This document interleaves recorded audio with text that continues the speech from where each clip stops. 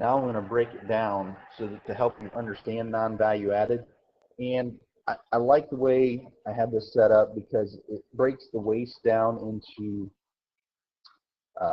your physical, intellectual, emotional, and spiritual needs are 4 human capacities.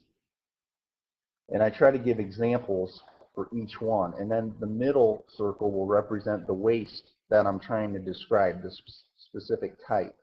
So if you remember, downtime was the acronym for waste, so the first letter was D. So defects is the first thing I'm going to talk about. Defects from a physical standpoint would be like an injury. If you hurt yourself, that's waste. That's non-value added. That hinders you from becoming the best version of yourself. It hinders you from providing your legacy. From an intellectual standpoint, if you're learning false content, in other words, if you read a book that's presenting false information, give you an example, a lot of times around conspiracy theories, this happens. So there was a movie put out called JFK, and some of the things in that movie were fabricated, twisted, turned to make the movie's point and weren't necessarily facts. So anyone who watched that movie, a lot of it was built in with the truth, so it got confusing.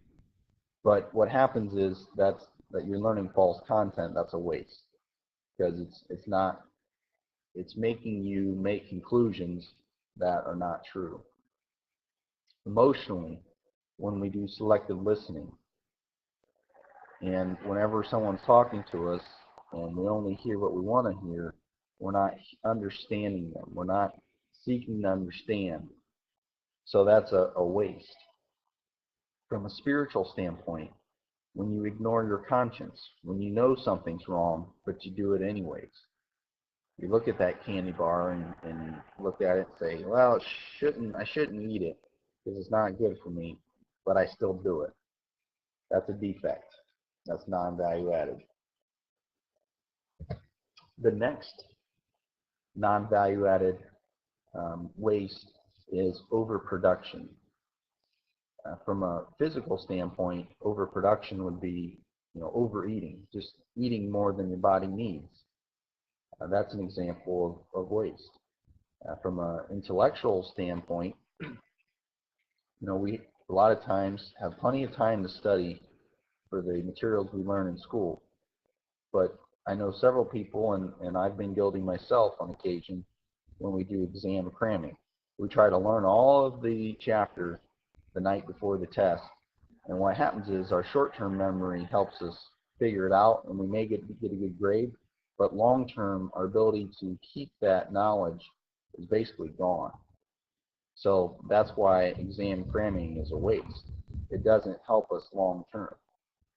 From an emotional standpoint, overproduction might be like people-pleasing.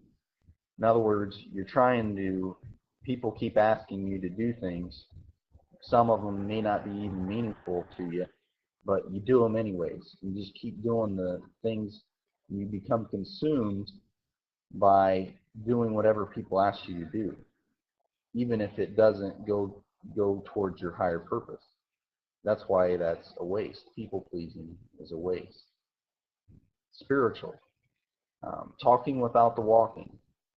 Basically, maybe you're teaching people to do something, maybe towards your higher purpose, but you don't do it yourself. That would be spiritual waste or overproduction. Okay, next we have the waste of waiting. Physically, I hear this all the time, especially towards the beginning of the new year. Eat better, or exercise. I want to eat better or exercise, but I'll do it tomorrow. I'll start tomorrow. I'm going to wait till the beginning of the year to start. If you're going to wait, you're not going to do it. You need to decide right now that this is what I'm going to do because it's the right thing to do. Intellectually, I'll study next week. I got plenty of time to study for that exam. I'll just, you know, procrastination. You're waiting. Emotionally, you know, not telling someone how you feel. You know, if you don't tell them you love them, it may be too late. Spiritually, you know, always waiting to do the right thing. Um, just give you a quick story. My dad was in a golf outing, and one of the guys, that you get different rewards for longest drive and longest putt and different things like that. And one of the guys he was with um, would hit the ball, like longest drive, hit it, and what would happen is he would kick it a little farther, and he'd end up being longest drive. And he would write that down, and that just it bothered my dad tremendously. But he didn't say anything, you know. And the guy just kept doing this, kept cheating, and eventually at the end of the end of the scramble, his team ended up winning, and he had a terrible time. I mean, he didn't have fun at all. And the year before, his team came in dead last, and he said he never had more fun in his life. But then the next year he wins, and he said it's the worst time of his life. So, you know, from his standpoint, don't wait to do the right thing. Say something to the person that's cheating. If you don't like it, you got to come out and say it. And if you don't, then that's, you know, shame on you. Don't wait. That waiting is a waste.